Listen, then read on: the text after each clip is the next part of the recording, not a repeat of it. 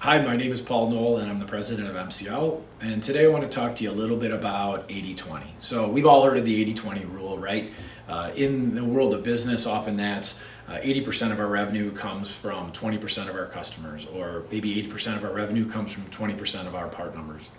We work with a customer, and for sake of today, we'll just call them Bob's Manufacturing. And they applied the 80/20 in a pretty cool way, and I just wanted to share that with you.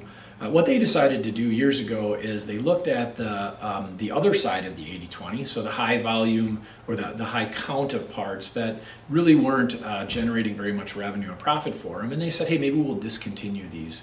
So they went to their customer base, and their customer base pushed back and said, hey, you guys really need to support us. So they took a different approach.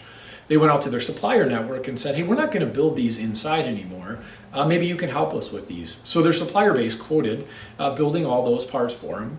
And ultimately, they just repriced them and were able to continue providing those to their customer base. The cool thing about that is the customer base still got the parts they needed. It might have costed a little bit more. The manufacturer was able to supply their customer, and the suppliers got some opportunity to do some work. So it worked out, excuse me, really well for everyone.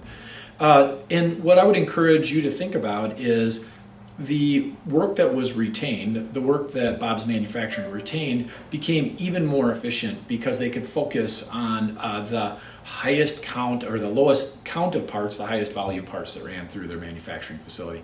In fact, one of the folks from Bob's Manufacturing over time ended up at one of our village companies, Baytech, and brought some of that thinking there as well. And we've seen some great things happen at Baytech as they've improved their efficiency. So just something for you to think about as you look at how can I become more efficient, how can I leverage my supplier network, how can I take care of my customers and meet all of their needs. So as always, if you got some thoughts or comments, please feel free to share, and we'll talk again soon. Thanks.